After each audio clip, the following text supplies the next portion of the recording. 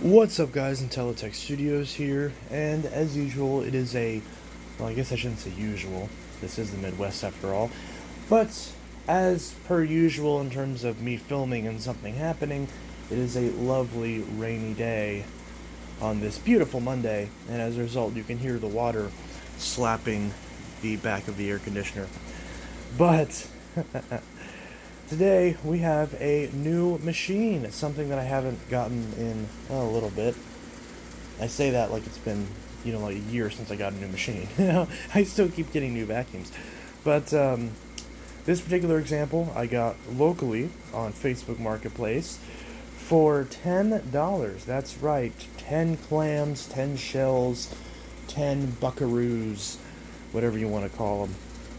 Yeah, the formal name is 10 American dollars.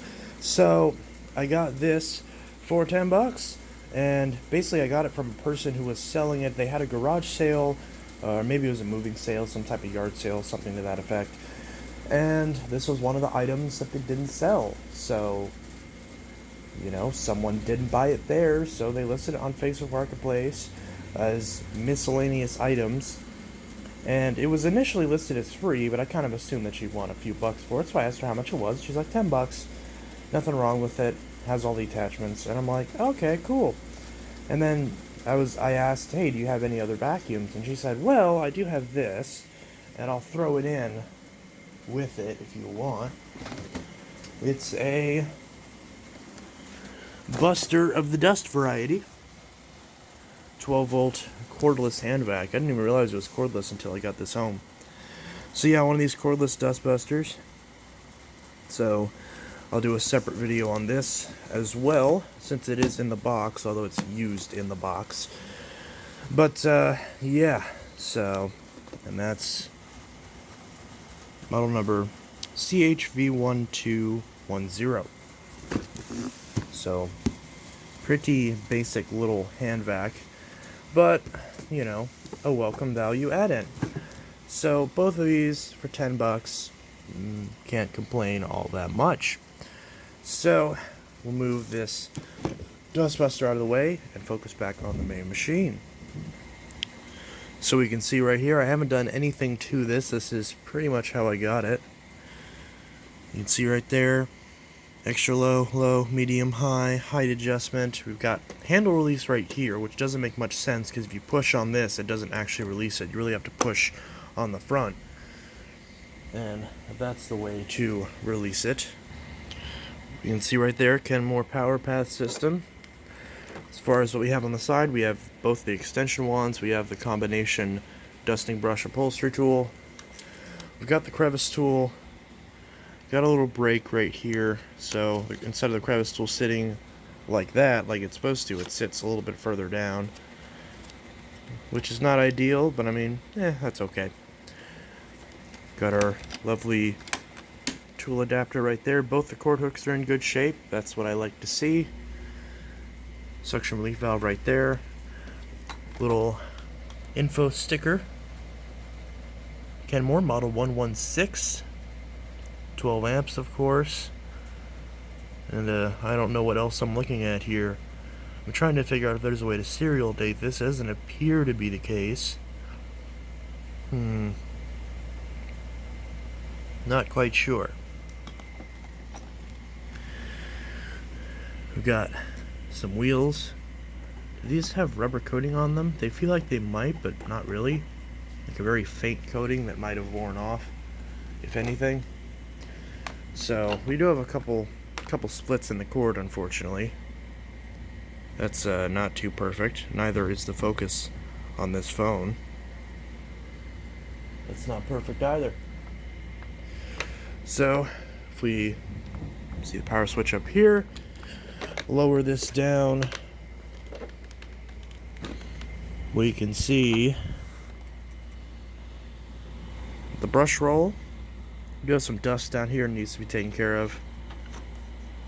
This belt is very loose. This definitely needs a belt, but the brush roll spins okay. So it seems like a new belt should do the trick. Not much hair wrap on this either, which is good to see. There is a little bit of play in the brush roller housing that'll have to be rigged somehow.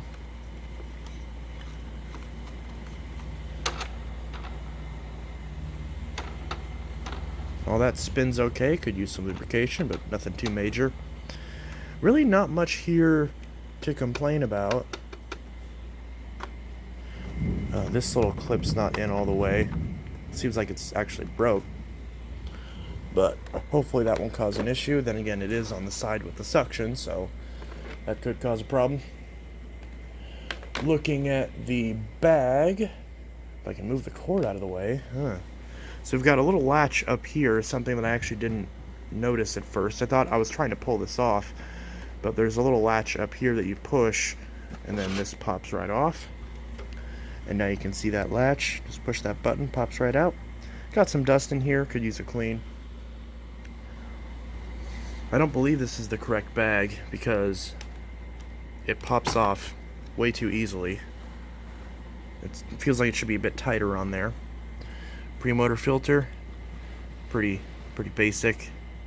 Not much to it. I don't see any coarse debris in here though. There is some dust, but not the kind of thing that would like really worry me as far as the health of the motor. Although I do think I will need to take this down to the motor because it doesn't sound the healthiest, but it's not bad. It's not like, you know, unsalvageable. It's just, you know, not ideal. Could use a bit of a service and tune-up. So there is that, but it is at least a genuine Kenmore bag, so, you know, there was an effort made to take care of this machine, which I can appreciate. So I'll put this back together and give it a quick run. It's raining pretty bad. Hopefully my basement doesn't flood again. Anyways, let's go ahead and run this.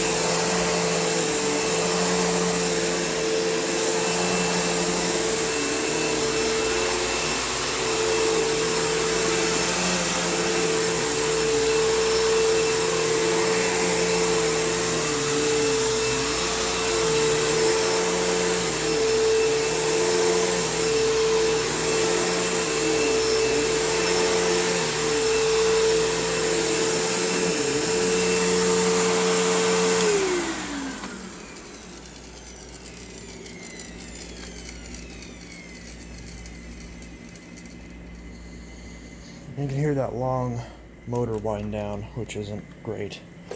But the brush roll obviously needs some work,